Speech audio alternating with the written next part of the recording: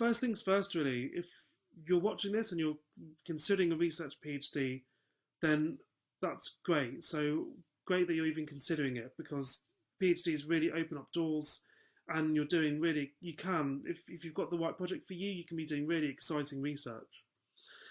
One of the issues that has come up, obviously, funding is becoming a lot more competitive and scarce. And my first advice, if you're really passionate about research, then just keep digging for the project that's right for you, and one that you feel you commit to for at least 3 years. Till then, I would recommend the two top sites that I think are probably the most convenient to be using are www.jobs.ac.uk and www.findaphd.com. I found mine PhD on findaphd.com, and both are very good sites. And you'll find a lot of the studentships are kind of posted on both of those, but it's worth keeping an eye on both anyway. Just to give you an idea, though, of the application process, there are two avenues to applying for a PhD that I am aware of. The first avenue is that a university itself will be allocated funding from a granting body. So they will be given a pot of money, and those will be put towards would be known as studentships. What would happen is the university will advertise saying we've got money for a PhD studentship. If there are a list of our research areas, give us a call or contact us and we'll have a project and putting a proposal together. So what usually happens then, this is the route you take, then you express interest to a potential supervisor, put in a research proposal, an application as part of, an application for that money and to do a PhD, which will usually be around 3 to 4 years at most. And the timing may vary, but it depends on the university and how they use the funding. It's kind of the general usual process. I tend to find you need to pick a supervisor that you probably know, which usually helps. Also, you need to be very kind of clear in kind of the research that you want to do. If you are putting together an application for this particular type of avenue, the key things that you need to be thinking about are originality, what the current literature says out there at the moment in terms of building a rationale for your work. You also need to be, build a really good relationship with your supervisor, and also show them that you are very keen to do a PhD, and that you will complete, because attrition at the moment, from what I've heard, is quite a big thing, especially when it comes to higher degrees as well. The second avenue is an advertised studentship, and that's the route that I've gone down, or that I went down for my PhD programme. A supervisor at a university will have had a project proposal put together and submitted to a granting body. That will then be either approved or rejected by the granting body, and then what happens is that studentship or project gets advertised like a research job on the one of those sites like jobs.ac.uk or findaphd.com. What usually happens is the project gets advertised. You, as the potential candidate or student for that project, will have a look, send in an application. You'll send in your CV, write a cover letter, or write an application if there needs to be one. And if you're shortlisted, you'll have an interview, and then you'll receive a decision letter whether or not you've got it. This route is also just as rigorous, and it can be just as competitive. When I did some of the things to prepare for, if you are going to go down this studentship route, was what I went down, is make sure you know what the project is about. Search, if there's references on the job description, look them up and go beyond those references. Prove that you've got a grasp on what's going on. Definitely know your supervisors and the interview panel. Make sure you've done your research on them, where they've been, what are their research projects, what are their research interests, and try and align your kind of answers to them as well. Thirdly, you want to be looking at the centre and the university and overall, and make sure it's the right kind of institution for you. Postgraduate level, you'll find that there are centres in universities that may not be well ranked, but are still world-class renowned. It's worth checking out the centre first and then the university, because at postgraduate level is a little bit more, it's not as clear-cut as when you're doing an undergrad. The rankings aren't so are a bit more grey, I think.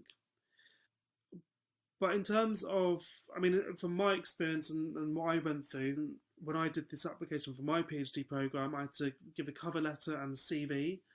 I was invited for an interview, which is probably one of the toughest interviews I've had. I was asked to do a 15-minute presentation with questions and answers for 5 minutes to the members and other research students at the centre. I was then asked to do a half-an-hour exam.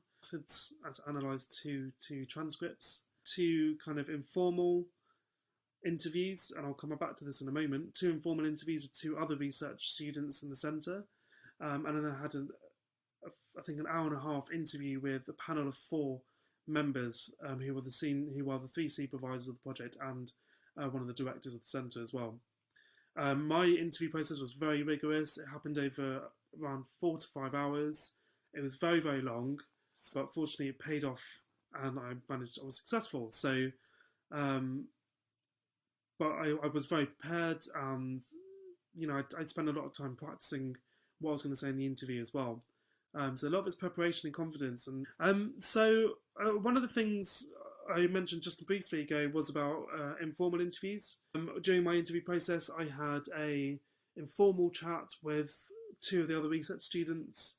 Don't be deceived by the use of the word informal. You're still being interviewed. Whatever they see is going to be fed back to the interview panel. So when they say informal, it doesn't mean go and have a chat with them about how awful things are. You need to keep selling yourself. You need to be engaging with them and showing that you're interested. Usually when they say informal chats, what they mean is they want to know if you can get along with other people in the centre. Because that's also, when you're spending 3 years in one place, you need to also try and be able to work in a team environment. So that's also very important. So in terms of the tips and hints, I've got 6 magic tips and hints for you guys. The first, which I kind of talked over briefly, is do your research on the project or field that you're applying to or interested in. Your supervisors need to be confident that you can show initiative and you are interested in the research. You may not realise this, but supervisors can quickly tell whether or not you are someone that is worth investing in for 3 years. You can usually get that first impression very quickly as well. So make sure you know what you're talking about. Make sure you're engaged with the material. Make sure you're engaged with the project and the people who are behind the project. Another thing I mentioned, research the supervisor. And this isn't just important from an interview perspective in terms of selling yourself, but you'll be working with your supervisor for at least 3 years. They're the ones that are going to help you mentor and guide you through your PhD project. So just try and gauge whether or not you could get on with them. If you know anyone at the university that you're applying to that may have come across them, ask them and say, look, what is this person like? Have you heard anything? Have you had any experiences with them? I'm just trying to get an idea of whether or not we work together. You can even email the people who have put the posting up. I'm not saying you're going to get along with your supervisor all the time. There's going to be bumps in the road where, you don't always agree on stuff. At least if you try engage whether you get whether or not you're on the same page, at least it usually gives you a good idea. It will make your life a lot easier as well.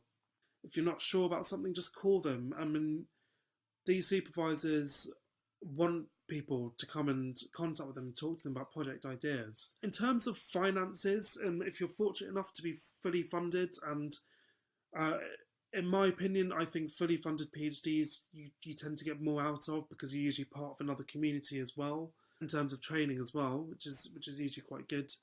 If you're a funded PhD, then you're looking at a student stipend of £13,000 to £15,000 per annum between year 1 and 3.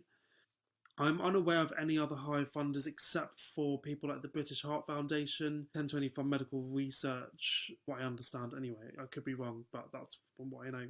The stipend is usually tax-free, so it's scholarship funding, it's like a bursary, so generally speaking you won't be taxed on it.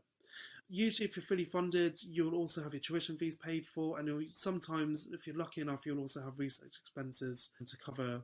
If you're laboratory based, then you'll have lab expenses as well, but usually speaking, if you're a fully funded PhD, these will be costed up within the grants. Another thing, on top of financial perspective, it's also worth finding out if the university or centre you're applying to has part-time teaching opportunities to kind of top up your stipend, especially if you're living in big cities, it's more expensive, so it's worth asking if there's any other tutor positions or things like that you can help out with to get some extra cash as well.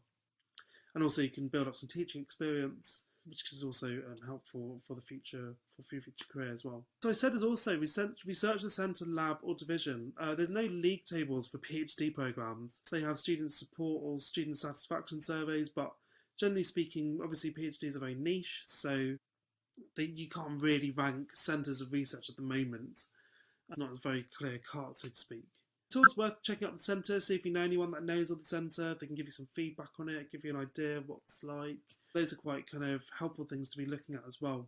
And finally, you might, when you're looking for PhD programmes, you might see things like a 3+1 or a 3 or a 4, etc. like that. Don't be too put off by that. Basically, all it means is when a PhD is 3+1, what they're saying is a 1-year master's plus 3 years PhD. So it's a 4-year programme.